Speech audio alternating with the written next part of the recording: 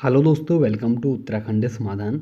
दोस्तों, भाग 6 है आज हमारा हिंदी वर्णमाला का, जिसमें हम देखेंगे कुछ महत्वपूर्ण। देखिए, जो हमारी वर्णमाला होती हैं, इनके कितने भाग होते हैं, कैसे कैसे इनका विभाजन किया गया है और क्या क्या इनमें अंतर होता है। तो चलो शुरू करते हैं आज के इस भाग 6 को। जिसने इसके पहले के भाग नहीं देखे हैं वो देख जरूर लें, क्योंकि काफ़ी कुछ आपको सीखने को यहाँ मिलता है। वो भी आपको निःशुल्क मिल रहा है, कोई चार्ज नहीं है इसका। देखिए, सब कुछ आपके लिए मैं यहाँ पर लेके आ रहा हूँ इस यूट्यूब चैनल पर। तो जिसने चैनल को सब्सक्राइब नहीं किया है वो चैनल को एक बार सब्सक्राइब जरूर कर लें। तो चलिए शुरू करते हैं आज के हिंदी वर्णमाला को।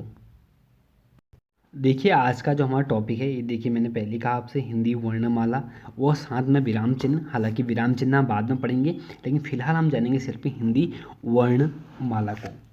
देखिए, वर्ण के भेद। वर्ण के कितने भेद हैं? वर्ण के हमारे दो भेद होते हैं दोस्तों।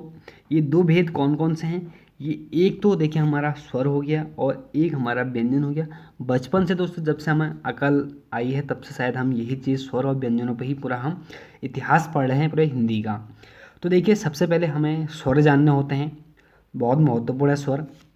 देखिए, स्वर को पहले हम लेते हैं कि जब हम स्वर पढ़ेंगे तो स्वर की कुल संख्या कितनी होती है, बड़ा मतभेद है। क्योंकि देखिए, हर कहीं पर हम 13 पढ़ते हैं, किसी पर कहीं पर 10 पढ़ते हैं, कहीं पर हम 11 पढ़ते हैं।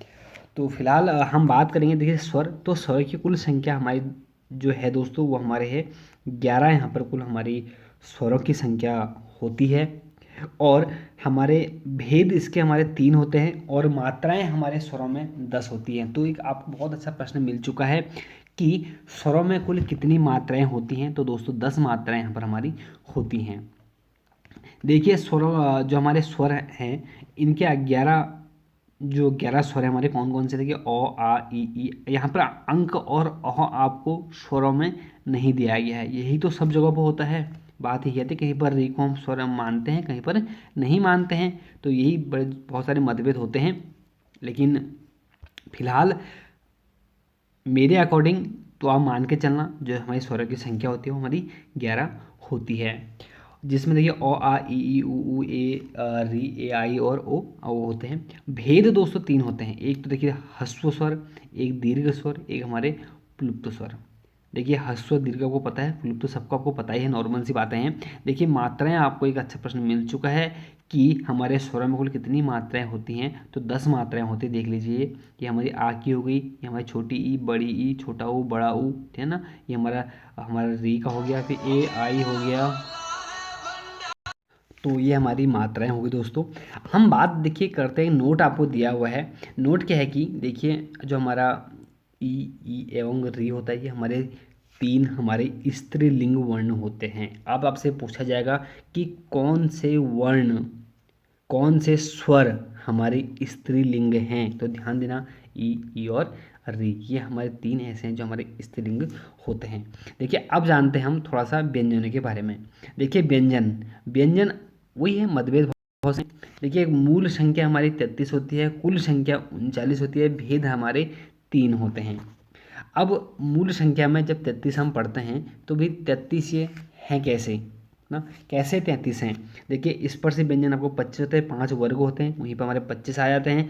अंतः स्थ व्यंजन 4 होते हैं, उष्ण व्यंजन हमारे कितने? हमारे 4 हुए, कुल हमारे तब हमारे 33 होते हैं। और कुल, ये थे हमारे मूल संख्या। ये मूल संख्या आपसे पूछेगा कि मूल व्यंजन कितने होते हैं, तो दोस्तों 33 होते हैं। और कुल संख्या हमारे कितने? तो 39 होते हैं। स्पर्श 25, अंतः व्यंजन 4, उष्ण 4, संयुक्त 4, द्विगुण 2, कुल हमारे 39।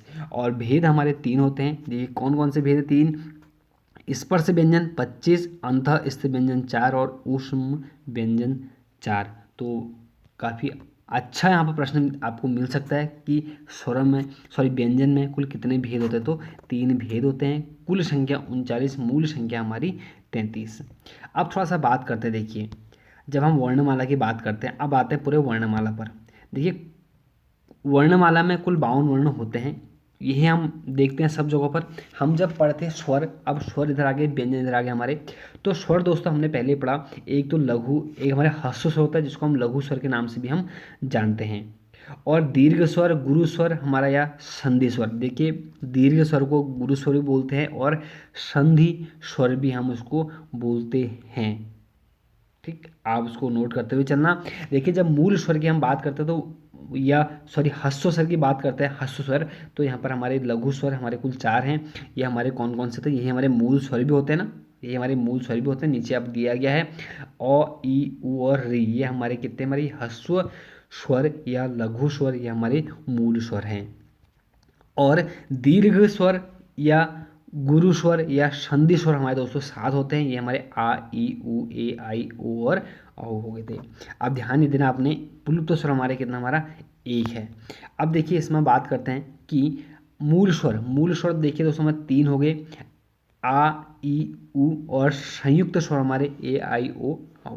तो आपको बहुत अच्छा प्रश्न मिल चुका है कि कितने मूल स्वर होते हैं, तो 3 हो गए, और संयुक्त स्वर कितने होते हैं, तो हमारे हमारे 4 हो गए। तो नोट करते हुए चलना। और अब बात कर थोड़ा सा इधर देखिए हम व्यंजन की। देखिए जब व्यंजन की हम बात करते हैं तो स्पर्श व्यंजन, वर्गीय व्यंजन या उदित व्यंजन जो हमारे 25 होते हैं।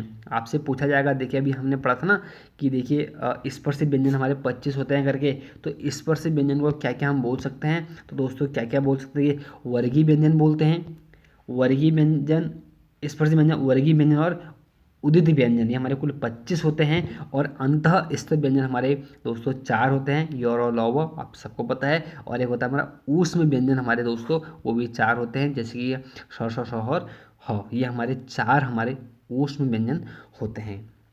देखिए अब कुछ ध्यान देने वाली बातें क्या दी गई हैं कि मूल दीर्घ स्वर को सजातीय स्वर एवं संयुक्त दीर्घ स्वर को विजातीय स्वर या मिश्रित स्वर कहते हैं।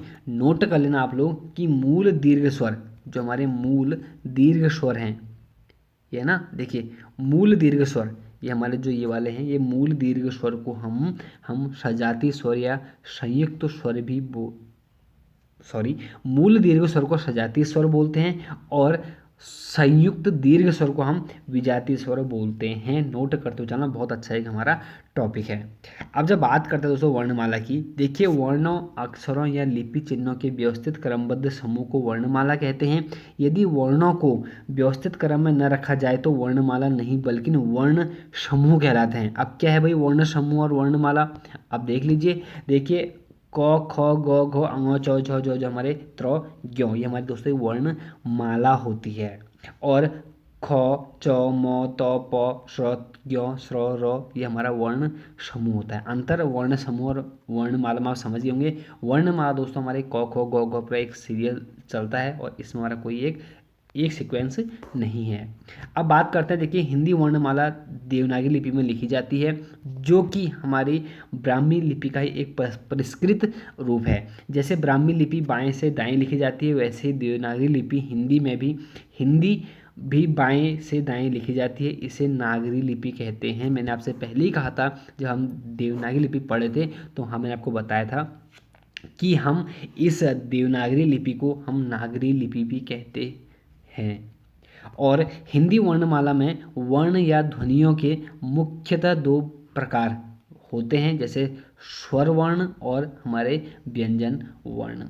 अब इन्हें हम जानेंगे कल को, क्योंकि बहुत ज़्यादा टॉपिक हो जाता है। देखिए आज जो मैंने आपको बताया है इसको नोट करते हुए चलें। काफ़ी दोस्तों मैं कहूँ तो एक अच्छी किताब से आपको यहाँ पर नोट्स दिए जा रहे हैं। हालांकि मैं भी एक अलग से कॉपी बना के फिर नोट्स बना के आपको देता, लेकिन क्यों इतना झमेला करना, और जब सीधे सीधे इसमें जब ठीक ठाक आपको मिल रहा है समझने के लिए ना, तो इसको समझते हुए चलें। देखिए इसमें हम क्या क्या समझा आज, वर्णों के भेद, स्वर व्यंजन संख्या 11, भेद 3, मात्राएं 10। तो एक अच्छा प्रश्न आपको मिल चुका था यहाँ से कि स्वरों में कुल कितनी मात्राएं होती हैं और कौन से स्त्री वर्ण होते हैं। तो बहुत अच्छा टॉपिक था। और इधर देखिए आपको मूल स्वर, हमारे मूल संख्या, मतलब मूल व्यंजन, कुल व्यंजन और भेद, व्यंजन के भेद, ये सभी आपको जानने में मिले। और स्पर्श व्यंजन को हम क्या क्या किस किस नाम से जानते हैं, मैंने आपको बताया था कि वर्गीय व्यंजन और उदित व्यंजन के नाम से। और हमारा इधर था देखिए, जो हम स्वर की बात करते हैं, ह्रस्व स्वर, लघु स्वर और मूल स्वर, ये सभी तीनों एक ही होते हैं। और इधर बात करते हैं हम दीर्घ स्वर और लघु स्वर या संधि स्वर, हम इन तीनों की बात एक ही होती है। तो ये था दोस्तों आज का एक महत्वपूर्ण टॉपिक। बाकी टेलीग्राम पर इसकी पीडीएफ भेज दी जाएगी। जिसने टेलीग्राम ग्रुप नहीं ज्वाइन किया वो ज्वाइन कर लें। उत्तराखंड समाधान करके हमारा टेलीग्राम चैनल है, क्योंकि वहाँ पर आपको इसकी पीडीएफ मिल जाती है, भी निःशुल्क आपको सब कुछ दिया जा रहा है, तो लाभ उठाइए। तो मिलते हैं दोस्तों एक नेक्स्ट वीडियो में। हम तब तक के लिए आप लोग इंतज़ार करते रहें, आपको वीडियो मिलती रहेंगी। तो जय हिंद, जय भारत।